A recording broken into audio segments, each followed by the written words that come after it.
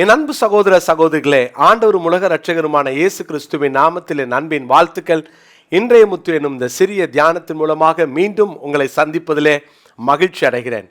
எனக்கு அருமையானவர்களே, நாம் எங்கே என்ற தலைப்பிலே ஒவ்வொரு நாளும் தியானித்து வருகிறோம். அந்த வரிசையிலே நேற்று தினத்துல மல்கியா 1 அதிகாரம் 6 குமாரன் தன் பிதாவையும் ஊழியக்காரன் தன் எஜமானையும் கனம் பண்ணுகிறார்களே, நான் பிதாவானால் என் கனம் எங்கே, நான் எஜமானனானால் எனக்கு பயப்படும் பயம் எங்கே என்று சேனைகளின் கர்த்தர் தமது நாமத்தை அசட்டை பண்ணுகிற ஆசாரியர்களாகிய உங்களை கேட்கிறார். அதற்கு நீங்கள் உமது நாமத்தை எதனாலே அசட்டை பண்ணினோம் என்கிறீர்கள். 2 கேள்விகளை, 2 எங்கே என்ற வார்த்தைகளை இந்த ஒரு வசனத்திலே பார்க்கிறோம். ஒன்று, எனக்கு கொடுக்கும் கனம் எங்கே, என் கனம் எங்கே என்று கேட்டார். அதுதான் நேற்று தினத்தில் கர்த்தரை எப்படி கனப்படுத்த முடியும் என்பதை நாம் தியானித்தோம். இன்றைக்கு அதே வசனத்திலே எனக்கு பயப்படும் பயம் எங்கே என்று ஆண்டவர் கேட்கிறார். எனக்கு பயப்படும் பயம் எங்கே? பாருங்க, இங்கே ஒரு மிக முக்கியமான காரியத்தை கேட்கிறார்.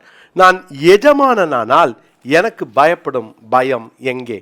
அவரை எஜமானராக, அவரை நம்முடைய மாஸ்டராக, அவரை நம்ம லார்ட் என்று சொல்லுகிறோம். அப்படின்னா எஜமானர் என்று அர்த்தம்.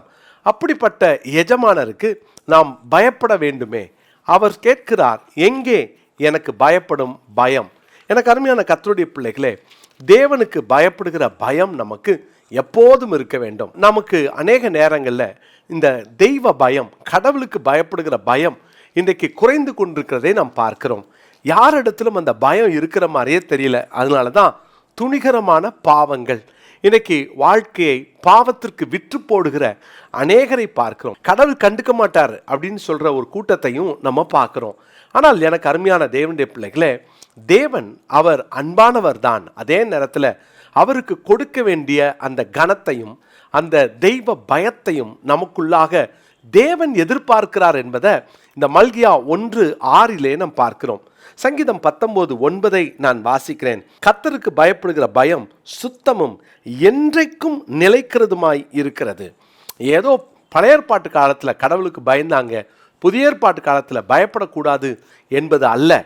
தேவனுக்கு பயப்படுற பயம் நமக்குள் எப்போதும் இருக்க வேண்டும்.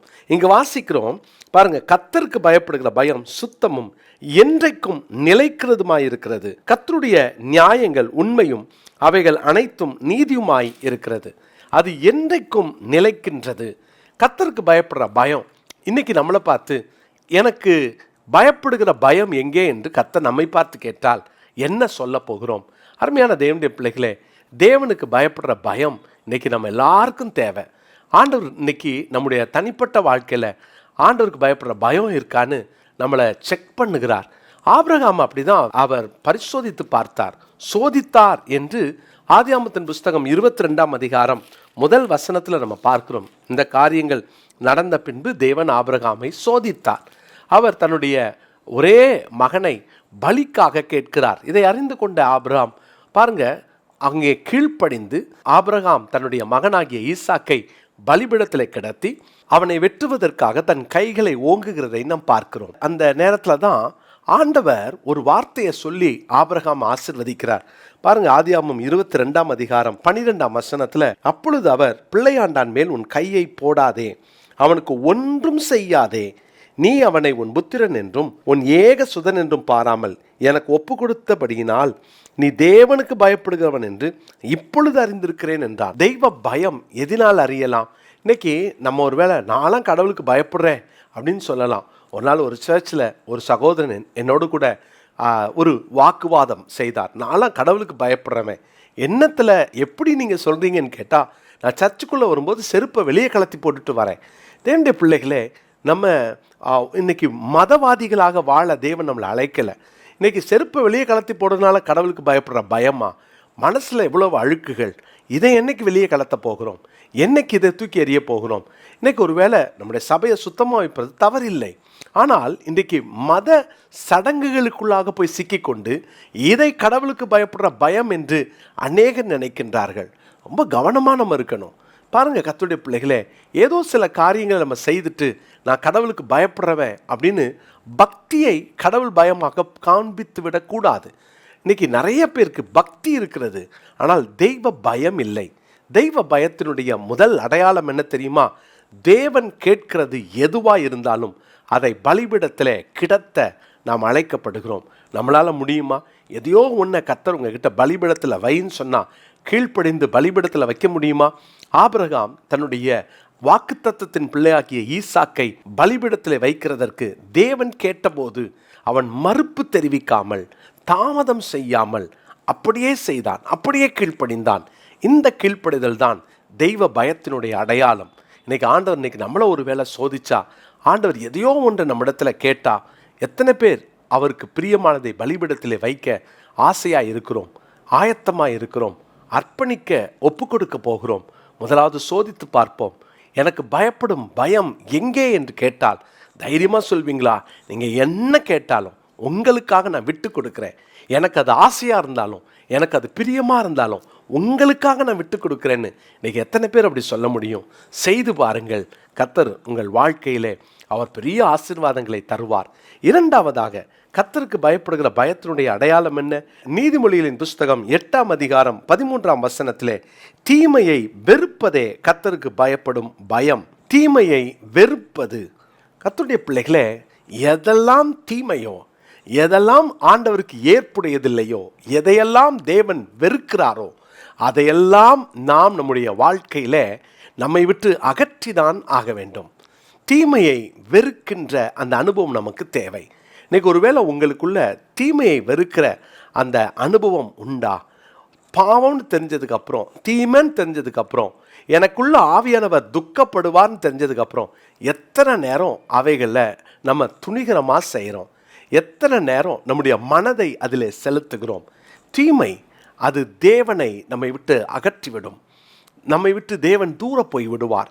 தீமை வேண்டாம். தீமையை பாராத சுத்த கண்ணரவர். எந்த தீங்கும் அவருக்கு முன்பாக நிற்கப் போவதில்லை. தீமையை ஆண்டவர் வெறுக்கிறார். இன்னைக்கு நம்மளும் வெறுத்து தானே ஆகணும். உங்கள் வாழ்க்கையில் ஏதாவது ஒரு தீமை இருக்கா?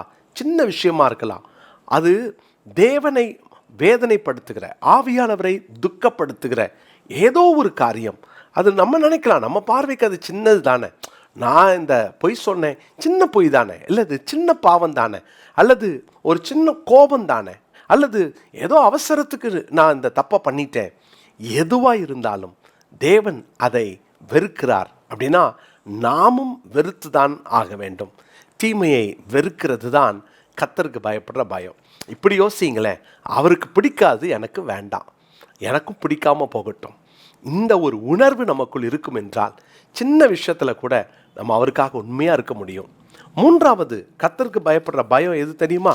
நீதிமொழிகள் 14ஆம் அதிகாரம் 2வது வசனம். நீதிமொழிகள் 14:2.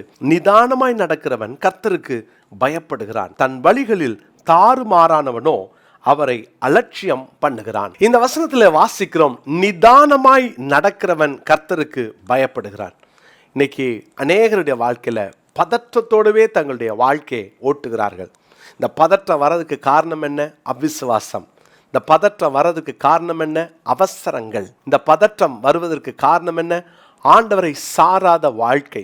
யாரெல்லாம் ஆண்டவரை சாரலையோ அவங்களுக்குள்ள ஒரு பதற்றம் வரும், நிதானம் போயிடும். யாரெல்லாம் அவிசுவாசத்தோடு வாழ்றாங்களோ அவங்களுக்குள்ள ஒரு பதற்றம் வரும், அவர்களுக்குள்ளாக நிதானம் இருக்காது. பிரியமானவர்களே, ஒவ்வொரு காரியத்திலும் நிதானமான பேச்சு, நிதானமான வாழ்க்கை, எல்லாவற்றையும் சிந்தித்து செயல்படுகிற அந்த அனுபவம், இது தேவனை சார்ந்து விசுவாசித்து அவருக்காக வாழ்கிற ஒவ்வொருவருக்குள்ளும் அந்த நிதானம் இருக்கும். ஒருவேளை இன்னைக்கு உங்க தனிப்பட்ட வாழ்க்கையில இந்த பதற்றத்தோடு கூட இருக்கிறீங்களோ? வேதத்தில் வாசிக்கிறோம், விசுவாசிக்கிறவன் பதறான். பிரியமான தேவனுடைய பிள்ளைகளே, இன்னைக்கு உங்க தனிப்பட்ட வாழ்க்கையில கர்த்தருக்கு பயப்படுகிற பயம் இருக்குதா? ஆண்டவர் எதை பார்க்கிறார் பாருங்க. நிதானமாய், யோபு குறித்து சொல்றார், அவன் நிதானமாய் பேசினான். பரிசுத்தாவியினாலே வழிநடத்தப்படுகிறவர்கள், ஆவிக்குரியவர்கள் நிதானிப்பார்கள் என்று அப்போஸ்தலனாகிய பவுல் 1 கொரிந்தியர் 2:15 சொல்லுகிறார். இந்த மாதிரி நிதானமான வாழ்க்கை, நிதானமாய் கவனிக்கிறது, நிதானமான பேச்சு, நிதானமான இந்த நடக்கை, இது யாருக்குள் இருக்கிறதோ அவர்கள்தான் கர்த்தருக்கு பயப்படுகிறவர்கள். தேவனுக்கு பயப்படுறவங்க பதற மாட்டாங்க, குழம்ப மாட்டாங்க. தேவையில்லாத பதற்றங்களை தூக்கி போட்டுட்டு ஒவ்வொரு அடியும் நிதானமாய் எடுத்து வைப்பார்கள். அந்த கிருபையை, இந்த வார்த்தையை கேட்கிற ஒவ்வொருவருக்கும் அவர் தந்தருள்வாராக. என் அன்பு தேவனுடைய பிள்ளைகளே, நிதானமாய் நடக்கிறவன் கர்த்தருக்கு பயப்படுகிறான் என்று வாசிக்கிறோம். ஜெபிக்கலாமா? நல்ல தகப்பனே, இந்த நாளுக்காக உமக்கு நன்றி செலுத்துகிறோம். உமக்கு பயப்படும் பயம் எங்களுக்குள் இருக்கட்டும். எப்போதும் உமக்கு பயந்து நடக்கிற அனுபவம், தீமையை வெறுத்து ஆண்டவரே உமக்கு கீழ்ப்படிந்து நிதானமாய் நடந்து நாங்கள் வாழ எங்களை ஒப்பு கொடுக்கிறோம். எங்களை தாழ்த்தி உமது கரங்களில் தருகிறோம். எப்போதும் கர்த்தருக்கு பயப்படுகிற பயம் எங்களுக்குள் தரித்திருக்கட்டும். ஆசீர்வதியும். இயேசுவின் நாமத்தில் ஜெபிக்கிறோம் நல்ல பிதாவே, ஆமென். பிரியமானவர்களே, இந்த நாளுக்குரிய மனப்பாட வசனத்தை குறித்து கொள்ளுங்கள். நீதிமொழிகள் 14:2. நீதிமொழிகள் 14:2. God bless you.